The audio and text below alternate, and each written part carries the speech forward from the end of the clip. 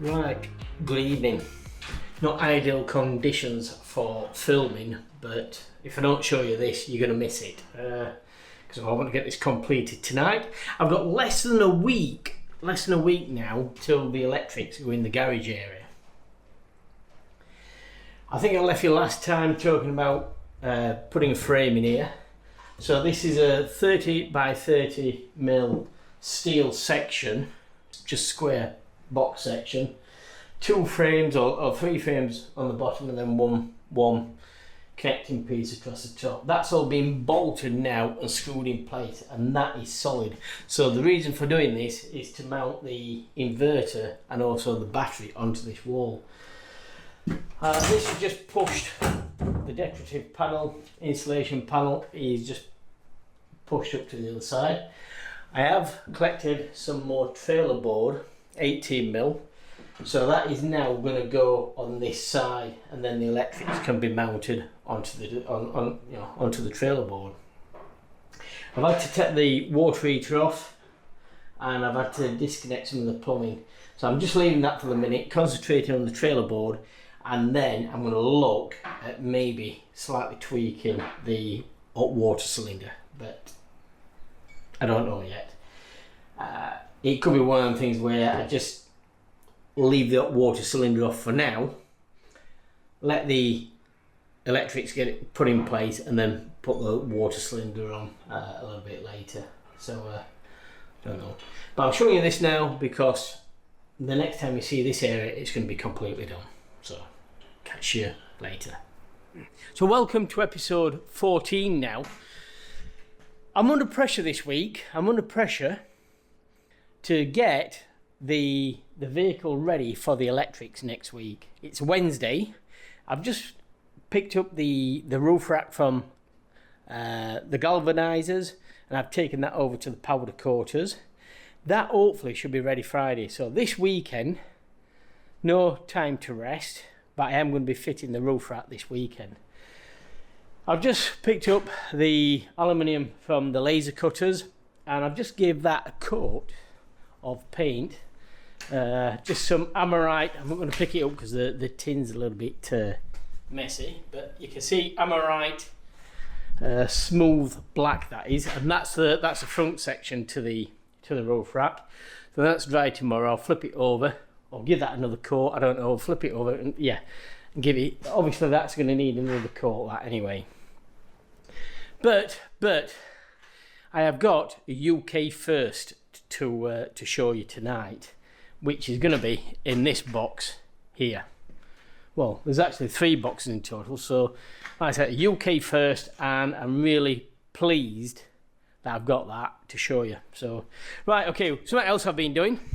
This is a night safe or a security box.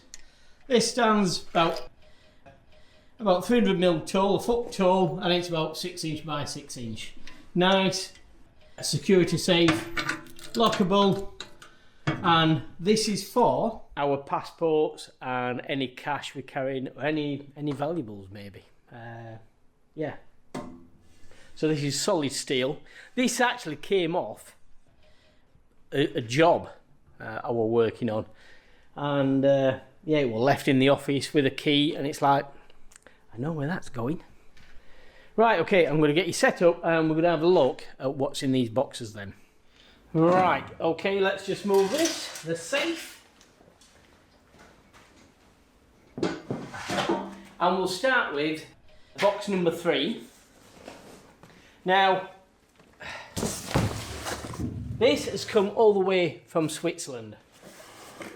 Now box number 3 isn't very interesting. In fact, one of the boxes is completely empty. Right, log burning stoves. I've mentioned a few times that we're having a log burning stove in the camper. And this is, if you're familiar with this is going to be part of the chimney. These have got rubber seals on the chimney, so when it pushes together, get another 45 here. So yeah, when these push together, you get a nice seal with a heat resistant rubber what's on there. So yeah, box number 3 just contains two 22.5 degree bends, other 45, maybe 45, and one long chimney piece. A bit of a anticlimax, I guess. But anyway, just show you that's in box number 3. Now I'm going to show you what's in box number 2. Right, I'm looking for box number 1 somewhere over here. I just can't see it. Right, the reason why we've gone for a log burning stove is because it's a backup if our Propex heater goes down, or maybe the electrics go down, or maybe we run out of LPG. We like, both myself and Ellen, like sitting around the fire on a night, and especially having a log burning stove on the inside means, yeah, it's entertainment. We can get a glass of wine, put the music on, and just look at the fire all night. So that is, you know, right up our street. Okay, we've gone with a Swiss company called Tiny Stove. Like I said, this is the first in the UK,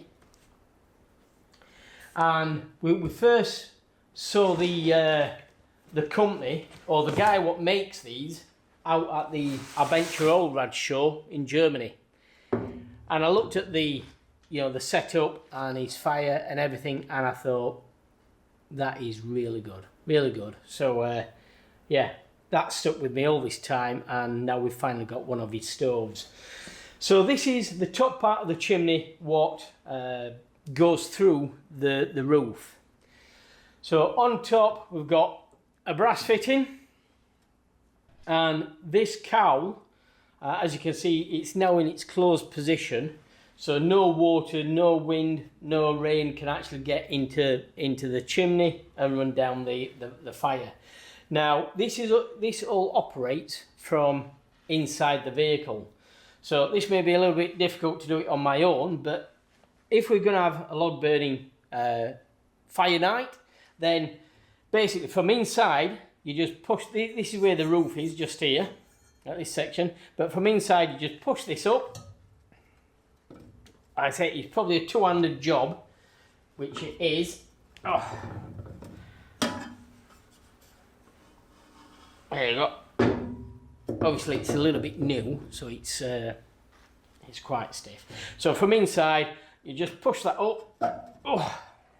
So thinking our roof is 4 meters high, so at this point we're about 3.850 to this point here. So from inside we can just quite easily push this up, and the chimney extends on the outside, and obviously the smoke comes out from up here. So you get it's around about 400mm clearance. You know, the solar panels, well, they're a little bit further away, but the solar panels are probably here, and obviously it's clear of the roof, clear of all the skylights and everything. So it's really, really well made. This is quite heavy. Probably, I'm not going to say too heavy for a smaller van, this is more designed for a smaller van. It's well made, and this is one of the reasons why we've got drawn to it in the first place. So once the fire's gone out, then the next morning you just reach up, pull this down, and down it goes, and the chimney is closed off. Right, that is absolutely awesome. Like I said, quite well made. I think this is probably around about 70mm diameter. You can get this in silver, as we've got it in like a matte black finish. So I will put the link down in the description, and I'll make Tiny Stove a sponsor of this episode. Because like I said, he has done a great job, and he has got it out to the UK for us. Right, time box number 1. with the stove in it.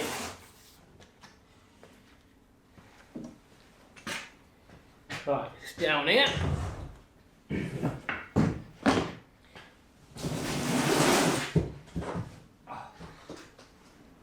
Quite an heavy piece of kit. Right. Opening the box, get a couple of adverts, three stickers, yeah, 3 stickers here, so you can have a decide on which one you want on your vehicle if you're going to advertise. I said tiny stove, all the way from Switzerland, and well packaged, really well packaged. Right, tiny stove, so don't be expecting, you know, something big. However,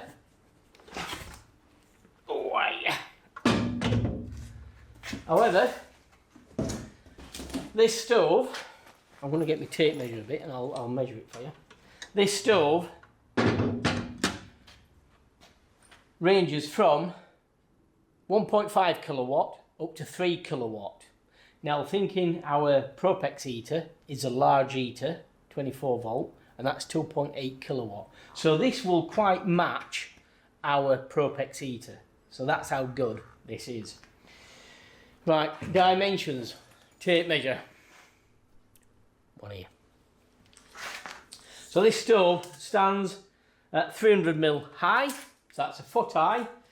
Front to back, 240mm, so that's about 10 inch. And in width, 10 inch again, another 240mm. Right, let's spin it around so you can look all the way around it. Like I say, very, very heavy. Right, okay, you've got your heat resistant glass and you've got the smoke seal around the edge. On the inside, I'll bring you over, I'll do some close-ups of this.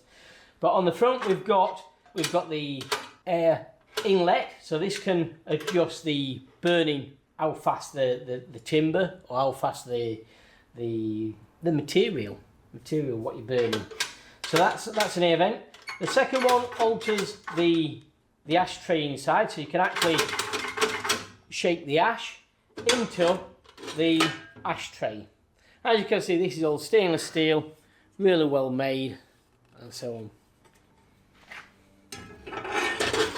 So the internal burning chamber then is approximately 200mm, left to right, and front to back 860mm. So let's call it 6 inch by 8 inch, 6 by 8.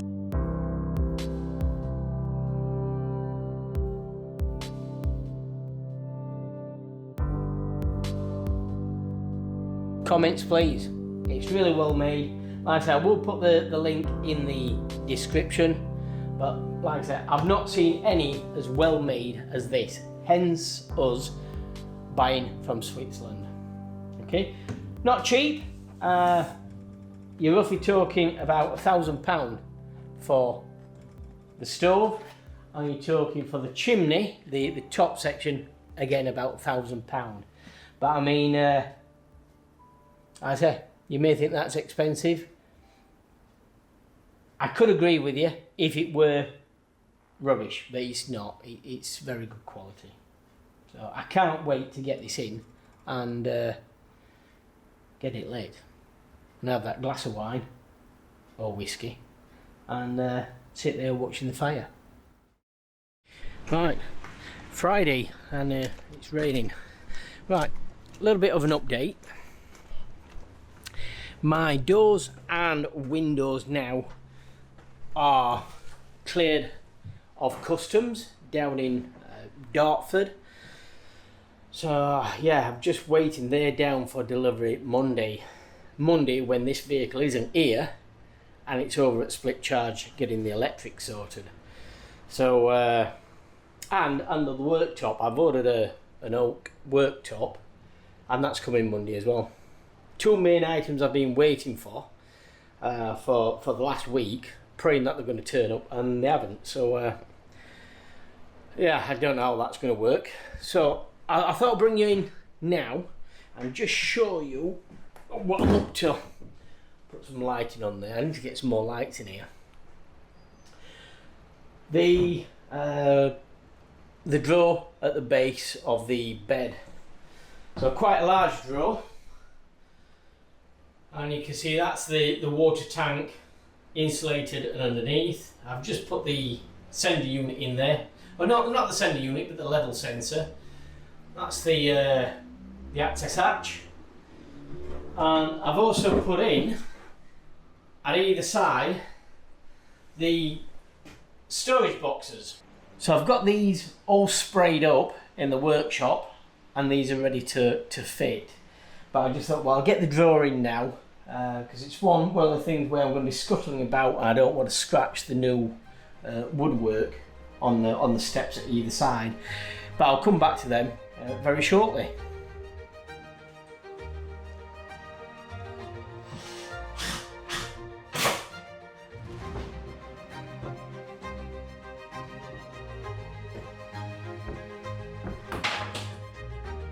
Right, that's looking and feeling nice.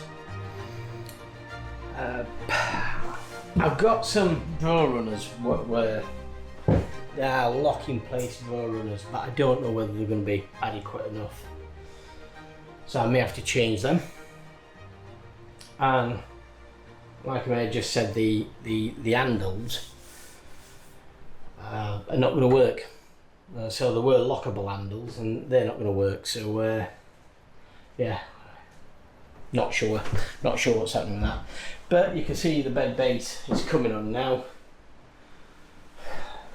I've just got to form these two cupboards at either side.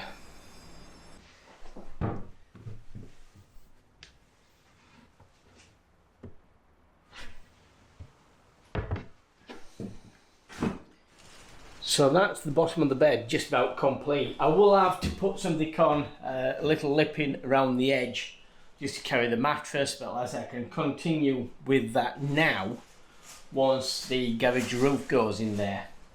When I stand on here, you can see my head is just shy of the roof, so that's perfect really. Because you're only going to stand on here to actually get on the bed. It's like a little step. But I can't do any more now, because like I said, we need to get all the battery and the inverter and all the electrics done over that side. So I'm going to have to put some protection down here, maybe just some cardboard or something, just be able to walk over and climb over. I really want to get these two walls in. We've got the shower wall here where all the lights are. So the shower wall, that comes out 800 sorry, and same at that side. It'd be really nice to get them walls in, and actually get this wall in here. I wouldn't mind getting this wall in here, because that will open up the seating area to do, and also the eye level cupboards up here. I'm waiting for Dan to turn in this morning, so he can give me a lift with the roof racks. I'm just waiting. I'm just pacifying time till that comes in. So what I may do now, I've done a temporary door for this. I've made that this morning, just had a bit of ply, and then we're just going to screw into the reinforcement here, just for transporting it, I think tomorrow, over to split charge. I may now just leave that area and do, I don't know whether to do this wall or the kitchen cupboards. I don't know.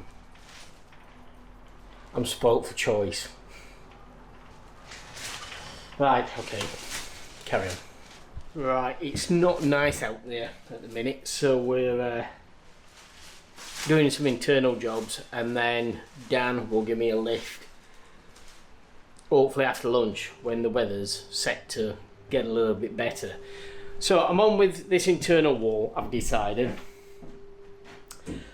This is 30mm, or just slightly over 30mm wall. You can see I've actually put a groove in the bottom, and I've just cut some strips of timber to sort of like put on the floor, up the walls, on the ceiling, so at least it will actually hold the wall in position. It will then get sealed around and so on. These internal walls are great. Yeah, if you're doing a box, I suggest you get some 30mm sort of like panels like this, just to actually do some internal walls. Now, I know a lot of people tend to have like big open spaces, but internal walls are great. They give you box strength as well. The habitation box, you know, it gives that strength, and yeah, you got that little bit of sound deadening from maybe from the bedroom to the kitchen. You know, if you want to have an afternoon nap or something like that. Yeah. Right, I'm gonna get this in. So I've used the square because obviously we can't use a level, and I have put a little bit of a bead of glue on this, and then I'm just going to pin this with a small pin gun, just to put some pins in here just to hold it, and then the panel can be slid in place.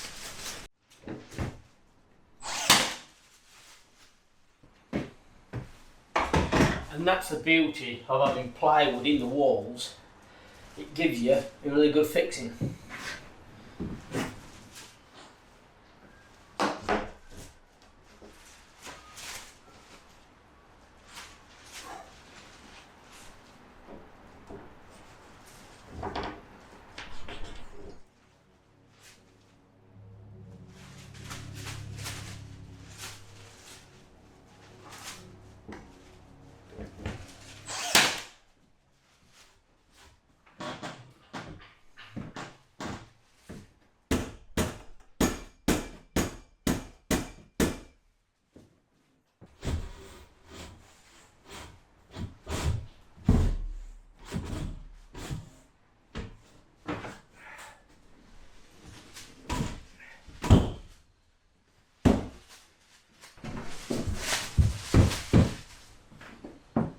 That just shows how square the box is.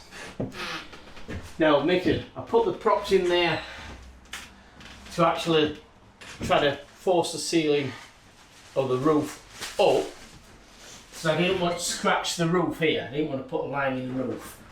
So these can come out. These have come in really handy as well for the build.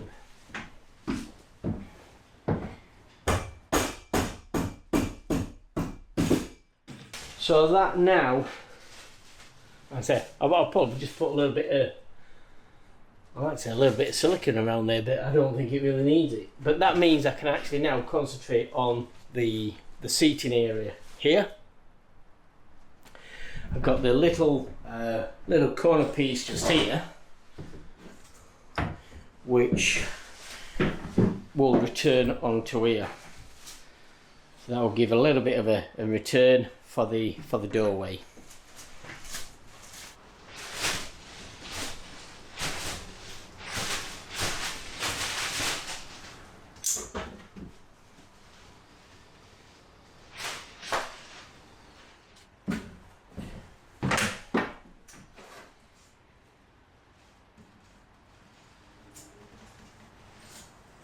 Right, what you see me doing here is adding a bend into the wall.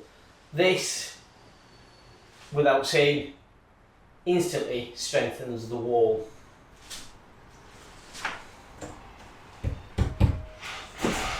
Right, okay, so that little kink there just puts a little bit of strength into the wall. I don't know exactly what finishes I'm having on these walls just yet. This is going to be sort of like the toilet area, and yet we've got the TV. Well, I think we may have a TV mounted on this wall at this side. The door is obviously coming off here, and the door will close, or when the door's open, it will then close off the toilet. So, but yeah, whether this is the finished surface, I don't really know. I haven't thought that far in front.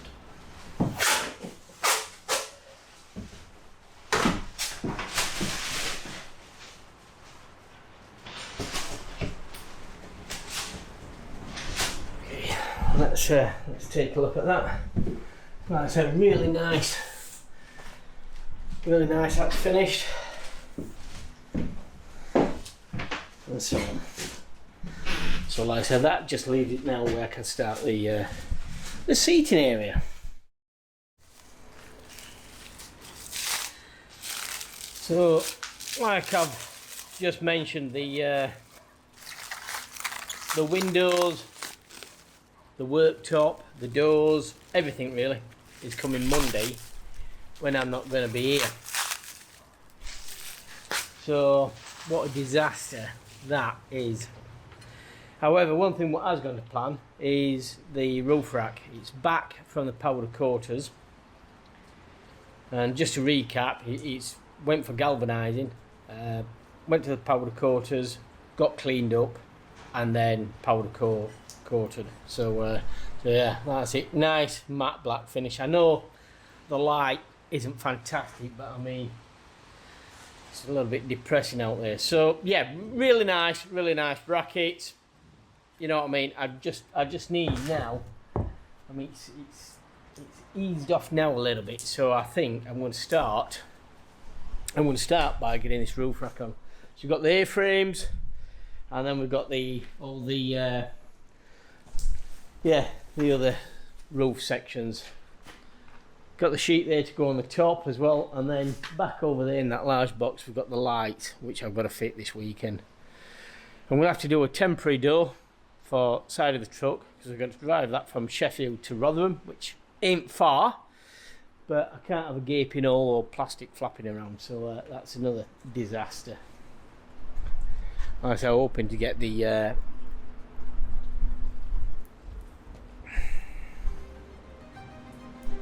sums up my week. As I was hoping to get the doors fitted. So that's it. I'm going to try and get this roof rack on while the weather's at least half decent, and yeah, wish me luck.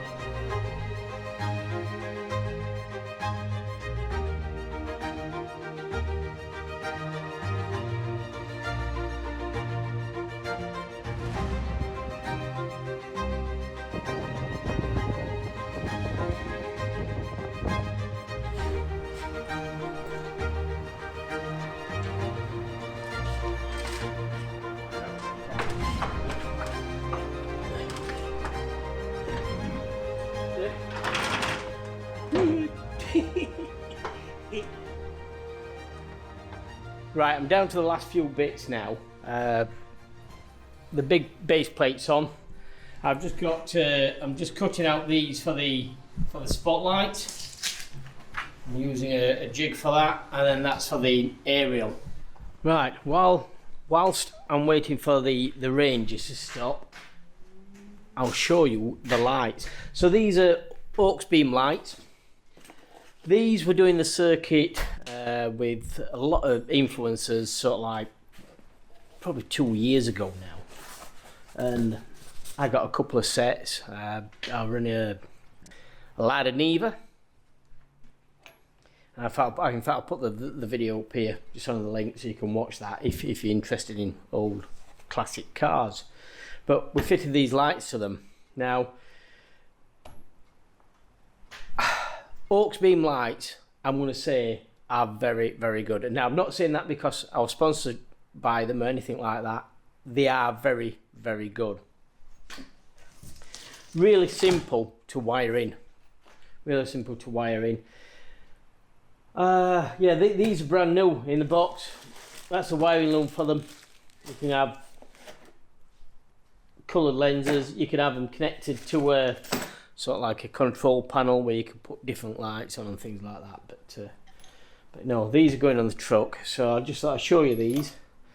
These are sort of like a mid-range light, distance and wide angle, and then this one is distance again. I mean, these lights, if you check out the lights on the ladder Neva, we went up to Dolby Forest, and it was wet, damp, and these were like absolutely blinding. So yeah, I'm really pleased to have these on the truck.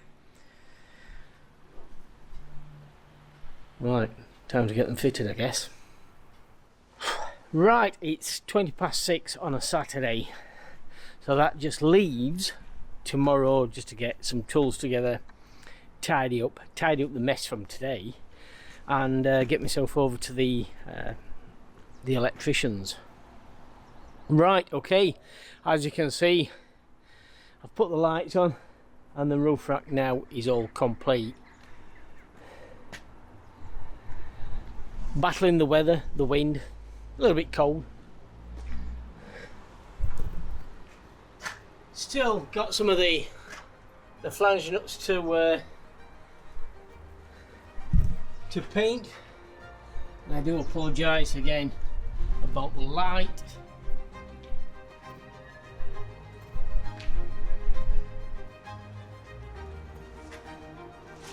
But you know what it's like, I'm working outside. I don't have the option to be inside where it's warm, dry with lighting. But I'm quite sure that has been worth it. The roof rack was a little bit of a challenge, as you know. Galvanised, had it cleaned and then powder coated has worked really well. So even if we catch any trees or branches or anything and it takes the powder coating off, we've still got the galvanised underneath there. So I mean, that's a really great result. I'm quite sure you'll agree. Comments please, and that's it. Until next time, thanks for watching, and we'll see you probably next week down at the electricians.